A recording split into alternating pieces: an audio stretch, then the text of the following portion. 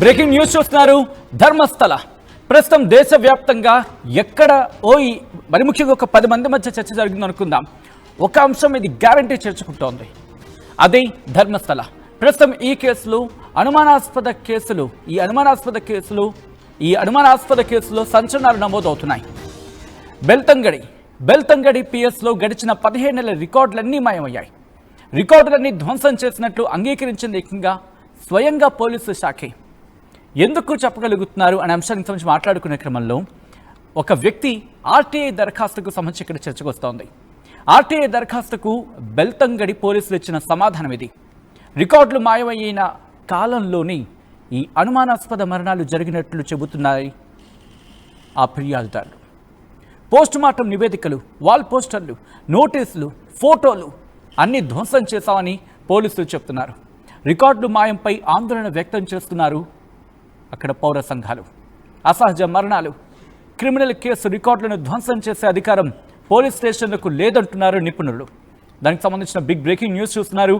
మరీ ముఖ్యంగా ధర్మస్థల చుట్టూ ఏం జరుగుతోంది, ఇది బహుశా దీని అవుట్కమ్ మాత్రం ది బిగ్గెస్ట్ న్యూస్గానే ఉండబోతోందా? ఈ అంశానికి సంబంధించి చర్చ జోరెందుకుంటోంది. ఎందుకంటే ఆ వ్యక్తి చెప్తున్న ఒక్కొక్క అంశాన్ని, ఆ డాట్స్ని కనెక్ట్ చేసే ప్రయత్నం చేస్తే ఏమంటాడు? 13 చోట్లలో వందలాది మృతదేహాన్ని తానే పూడ్చిపెట్టాలని చెప్తాడు. దాంతోపాటు మరికొన్ని అంశాలను అదే వ్యక్తి ప్రస్తావించడం జరుగుతుంది. కానీ అక్కడ పూడ్చిపెట్టానని, తనకు అన్యాయం జరిగిందని, ఇవన్నీ కూడా ఫోరెన్సిక్ ల్యాబ్కి తరలిస్తున్న విజువల్స్ మీరు చూడొచ్చే ఎముకల్ని. 25 ఎముకలు దొరికాయి. ప్రస్తుతం వాటిని ఫోరెన్సిక్ ల్యాబ్కి పంపించారు. ఈ క్రమంలోని చాలా క్వశ్చన్స్ అక్కడ రైజ్ అవుతున్నాయి. జూలై 3న కర్ణాటకలోని మంగళూరు దగ్గర దక్షిణ కన్నడ జిల్లా పరిధిలో ధర్మస్థల పోలీస్ స్టేషన్లో గుర్తు తెలియని వ్యక్తి ఇచ్చిన ఫిర్యాదులో మాటల గురించి మాట్లాడుకుంటే ఏమంటాడు? తన చేతులతోనే వందలాది మృతదేహాలను ధర్మస్థలలో అనేక చోట్ల పూడ్చానని చెప్పుకొచ్చాడు. ఇంకా ఏమంటాడు? లోదుస్తులు లేని మహిళల శరీరాలు ఉన్నాయి, మృతదేహాలు ఉన్నాయి. దాంట్లో స్కూల్కి వెళ్ళి అమ్మాయిల మృతదేహాలు కూడా ఉన్నాయి అంటూ ఆ కంప్లైంట్లో చెప్పుకొచ్చాడు. మరి ఇప్పుడెందుకు చెప్పారు అబ్బాయి అంటే, ప్రాణ భయంతోనే చెప్పానని చెప్పుకొచ్చాడు. సో ఇలా చెప్పుకొస్తున్న క్రమంలో ఎవరికైనా అనుమానం వస్తుంది కదా. దీంతో ఒక వ్యక్తి ఆర్టీఐకి సంబంధించి ఆర్టీఐ ద్వారా ఇన్ఫర్మేషన్ని పొందాలి అని చెప్పి ప్రయత్నం చేశాడు. అప్పుడే ఇంకొన్ని అనుమానాలు బలపడ్డాయి. ఆర్టీఐ దరఖాస్తుకు వచ్చిన సమాధానం ఆ వ్యక్తినే కాదు, ఇన్ఫ్యాక్ట్ మిమ్మల్ని కూడా షాక్కి గురి చేయొచ్చాము. ఎందుకంటే ఈ బెల్తంగడి పిఎస్లో గడిచిన 15 నెలల రికార్డులన్నీ మాయమయ్యాయి. ఇతగాడని చెప్తాడు 1994, అంతే కదా, 1995, 2014 నుంచి 1995 కరెక్ట్గా లెక్కేయండి. అక్కడ 19 ఏళ్ల రికార్డు. అది 19 ఏళ్ల రికార్డులకు సంబంధించి ప్రశ్న రైజ్ అవుతోంది. ఇక్కడేం రైజ్ అవుతోంది? బెల్తంగడి పిఎస్లో గడిచిన 15 నెలల రికార్డులన్నీ మాయమయ్యాయి. అసలు ఎందుకు మాయమయ్యాయి? రికార్డులని ధ్వంసం చేసినట్లు స్వయంగా పోలీసులు అంగీకరించారని చెప్పుకొస్తున్న సందర్భం. ఆర్టీఐ దరఖాస్తుకి బెల్తంగడి పోలీసులు ఇచ్చిన సమాధానం ఇది. రికార్డులు మాయమైన కాలంలోని అనుమానాస్పద మరణాలు జరిగినట్లు ఫిర్యాదుదారుడు చెప్తున్నాడు. అంటే దాదాపుగా ఒకసారి ఆ టైం లైన్ మీరు చూస్తే ఎందుకో పొంతన కుదురుతున్నట్టు అనిపించట్లేదు. ఎందుకో అక్కడ పొంతన కుదురుతోంది, ఏదో దరిదాపుల్లో ఉన్నట్టు అనిపించట్లేదు. దాంతోపాటు ఇప్పటికీ ఆ 13 లొకేషన్స్లో బహుశా 7-8 లొకేషన్స్ ఇప్పటికే తవ్వకాలు జరిగాయి. ఈ తవ్వకాల్లో 25 ఎముకలు లభ్యమయ్యాయి, 25 ఎముకలు దొరికాయి.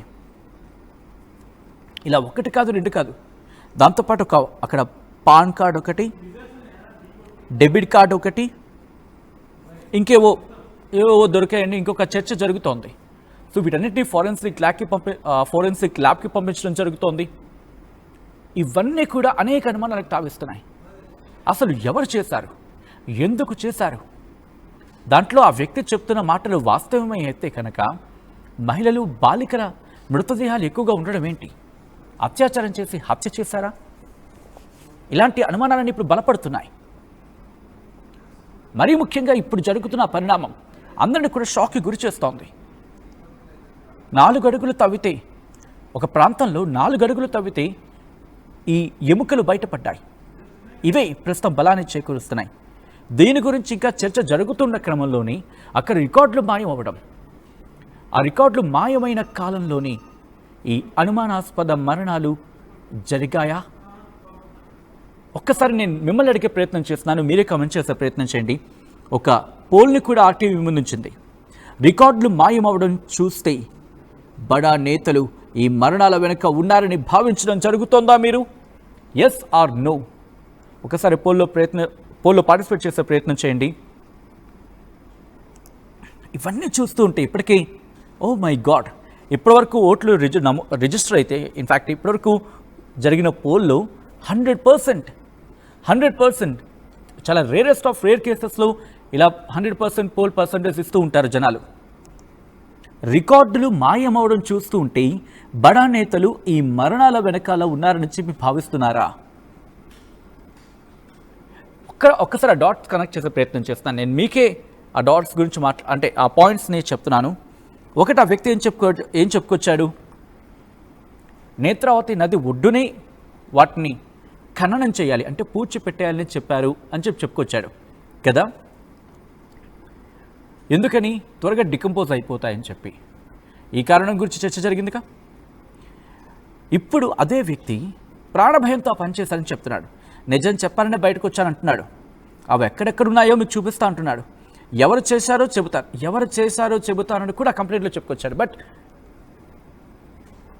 ఎవరిచ్చారనేది అఫ్కోర్స్ ఇప్పటికీ ఆ ట్రాకింగ్ జరుగుతోంది.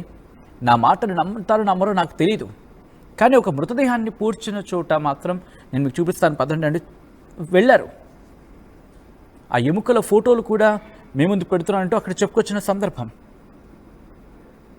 ఒకవేళ నన్నెవరైనా చంపేస్తే ఆ నిజం నాతో పాటు చచ్చిపోకూడదు, అందుకని నేను బయట పెడుతున్నానంటూ చెప్పుకొచ్చిన సందర్భం. ఈ కారణంగానే ఫీల్డ్ కవర్లు సుప్రీంకోర్టు న్యాయవాదికి ఇస్తున్నానంటూ కూడా చెప్పుకొచ్చిన సందర్భం. కావస్తే నా మీద నిజ నిర్ధారణ చేసుకోండి. నేను చెప్పిన తప్పైతే కనుక ఏ యాక్షన్కైనా మీరు ఎటువంటి యాక్షన్ తీసుకున్నా నేను రెడీ. కానీ దీని మీద మాత్రం యాక్షన్ తీసుకుని చెప్పిన తర్వాత ఒక్కసారిగా యావత్ దేశం ఉలిక్కిపడింది.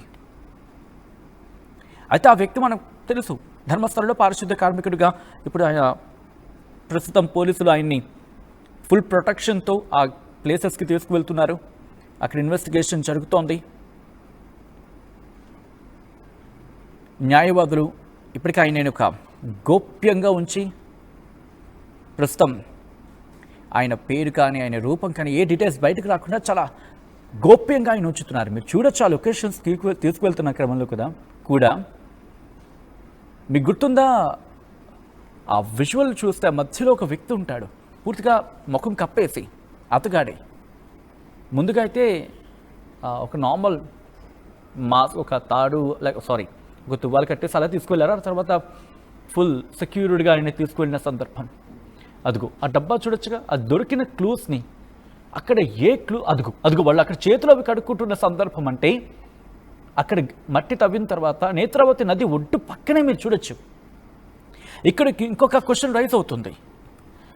ఎందుకంటే మొట్టమొదటిది వాళ్ళు నేత్రావతి నది ఒడ్డునే ఖననం చేయాలని చెప్పడం కారణం డికంపోజ్ అంటూ ఒక కారణం తెర మీదకి తీసుకొస్తే, రెండోది ఇంకోటి ఏమై ఉండొచ్చు, అది నదికి సాధారణంగా వరదలు వస్తూ ఉంటాయి, పోతూ ఉంటాయి.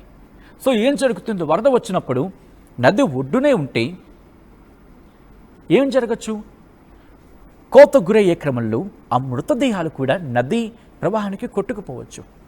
ఇది రెండోది. ఇది ప్రోస్ అండ్ కాన్స్ గురించి మాట్లాడుకునే క్రమం. ఇందాక ఇప్పుడు 13 లొకేషన్స్ని 13 లొకేషన్స్ గురించి చెప్పాడు.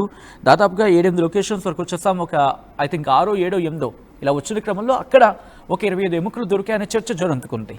అంటే మిగిలిన 5 చోట్ల ఏమంటున్నాడు, నేనే పూడ్చిపెట్టాను అని చెప్పిన వ్యక్తి చూపించిన లొకేషన్స్లో లేవు అంటే కారణం ఏమై ఉంటుంది?